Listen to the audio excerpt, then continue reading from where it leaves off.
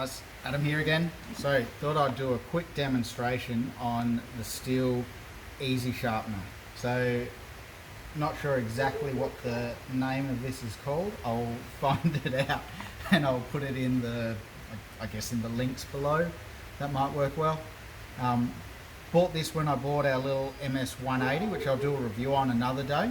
Good little machine, out of action at the moment because I lost a little circlip, but not the point. So, wanted to do a little bit of a review on how easy it is to sharpen a chainsaw blade. Now, I'll do something in the future on, I guess, just general maintenance of your chainsaw, but this is specifically on this.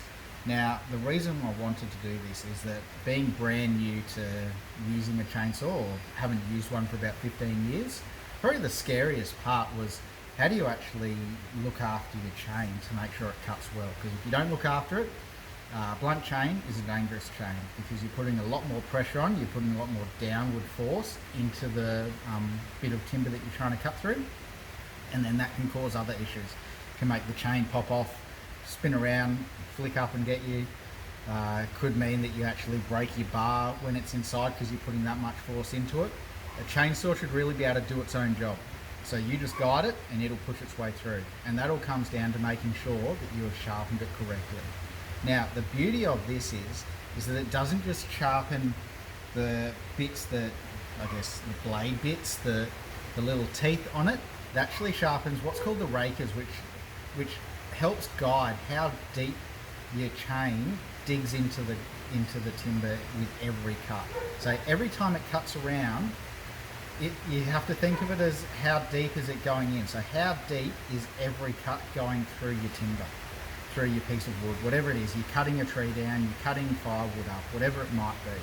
So your rakers are just as important as your teeth, because that is either they're too low and then it cuts too big of a chunks off, and then that's how it can put pressure on your chain, or they're too high and your actual teeth, your bits that are cutting the timber, don't actually get into the timber because they're covering it. They're like blocking because they're higher. So that's why this is really great, because it does both at the same time. Now, I'm going to go through exactly how it works, but really all you need to know is that it's got a couple of directions. So I'll get in nice and close. It's got a couple of arrows, and you'll notice it's got a slant there. So that's 30 degrees. Now, if you spin it around the other way, you'll see no arrows, but it's still got the slant. So why that's important is that when you're pushing through, if you keep the angle, which is how this is, on your teeth, you're going to get a perfect cut. Now, it's not going to be, some people talk about, oh, they want to go to 35 mil or they want to go to 20 mil or whatever it might be because they're doing certain jobs. If you're watching this video, then you're probably like me and that doesn't really make a huge amount of difference to you. All you want to do is make sure that it's sharp, and this does that. So how it works is you go with the arrow, you push with the blade away from you, and it does two cuts at the same time, or two sharpens at the same time, I guess we would say. So your round file here sits within your teeth and sharpens the tooth, which is how sharp you're cutting into the timber. So that's the important bit, to get a sharp tooth using that round file. Now you'll also notice that there's a square or a rectangle file through the center here. Now what that does the raker. So that gets a perfect height using these guide bars. So it's mirrored on each side. So when you're cutting or when you're filing, it's only using one lot, which is two guide bars, the circle file, and then your square file. And then when you're going using the other side of it, two guide bars, your circle file, and your square file. So that's all you need to know. Now I'll show you exactly how it works. What's important though is that you don't just use one of these for different types of chains. Now this fits a certain chain, and that's because of that round file through the center there, that it does a certain depth, it's a certain thickness. So this one here, it's got it labeled on the side here, you need to match up to your blade, to your chain. So this here, you can see 3/8 and 4 mil. So that's how big your chain is. So 4 mil is the thickness of your file, your round file, and 3/8 is the gauge of it. So this fits my MS 180. I've also got a MS251. I have to get a different one of these, and you do that anyway. When you're doing it for different chainsaws, if you've got different chainsaws with different chain on it, you're gonna have to buy a different file anyway. So it's not any more expensive, or I guess it is because these are more expensive, but you're buying a file anyway. So it's not like you're having to buy 3 of these and only one of the other old style file. You'd still have to buy 3 of them as well. So I'll show you exactly how it works, nice and easy. So when you are going to sharpen your chainsaw, there's a few things to remember. You got to remember how the locking mechanism works. So this is unlocked, and before I go touching the chain, I'm going to put a glove on because I don't want to cut my hand.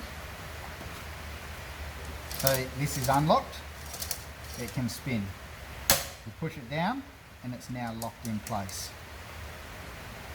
So when you are sharpening, I always find it easier to lock it in place. Some people can do it while it's spinning. You just got to get the right angle and the right pressure. If you put too much pressure on, I'll give you an example here. If you put too much pressure on it when you're going like this, it actually moves, which you don't want. Where if you lock it in, it stays nice and steady for you as you're doing it. So I'll show you that again. Nice and steady as you're pushing through. So you notice, so when you put your first bit in, it's perpendicular to the chain, to the blade. And I'll bring this up here so we can see. And then you can see we go and we finish the same. So that plastic, that 30 degrees that we were talking about before, starts hard up against your blade and finishes hard up against your blade. So you see here, I've got it in a vise to keep it nice and steady. I use a toolbox which fits perfectly under here for when I do it, just to keep the pressure off the end of the chainsaw.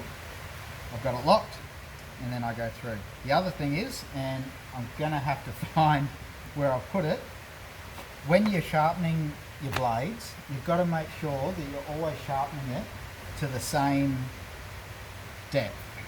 So the teeth that are on it, they go both ways. They go one on the right and one on the left. And it goes alternating around your whole chain. So when you're cutting, you've got to make sure that you put even pressure and the even amount of push-throughs every time you do it. Because if you do them out of sync, you'll find that when you're cutting through, you'll cut through on an angle rather than cutting straight down. Now, how to know where you've started, to know where to finish, so you're not going over the same amount of teeth time and time again.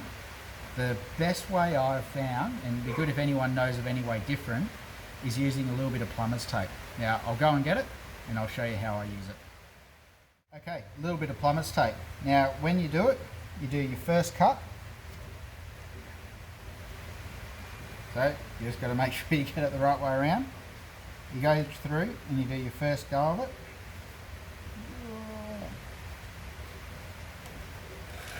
And when you've cut through, you get your tape.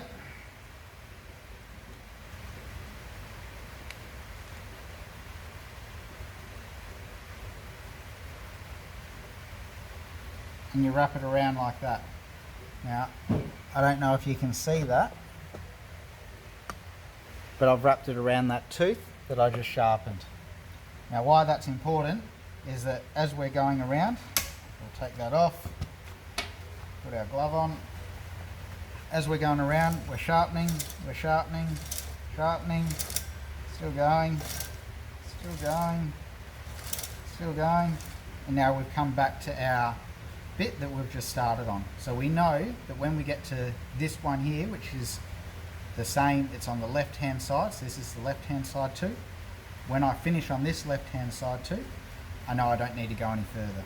And then all I do is I reuse that piece and I put it on the other side. So I'll sharpen the other side when I spin the chainsaw around, and I'll do the same thing. And then I'll work my way through, sharpen, sharpen, sharpen, until I get to there. And that's the best way. They don't get stuck. It's nice and cheap.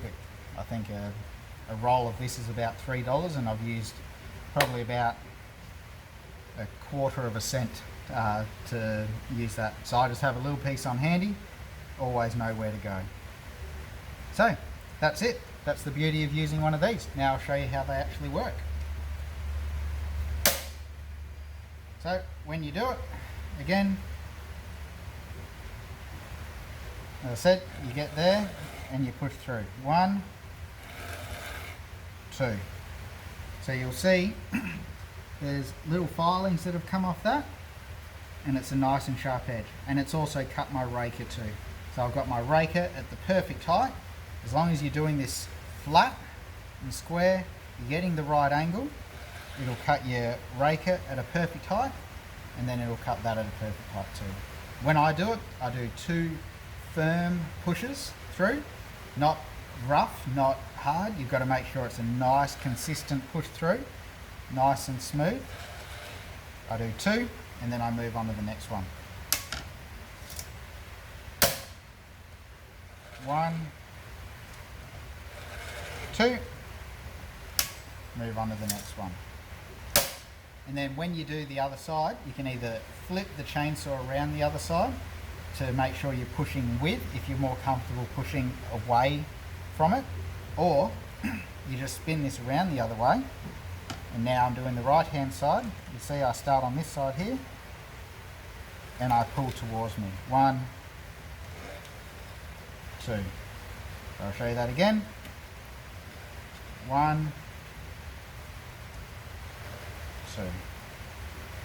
And that's it. That's how you use one of these. Fantastic bit of equipment, nice and easy for noobs that don't know what they're doing like me. I don't have to worry about the manual way of having your file on its own, the raker on its own. Don't have to get the right heights, because this just does it all for me. Now the alternative to one of these is using an electric grinder or something like that that cuts these for you. But honestly, don't need it. This works so easy and does it so quickly that anything else is overkill in my mind. And that's how it works. Hope you guys have enjoyed that. Bye all.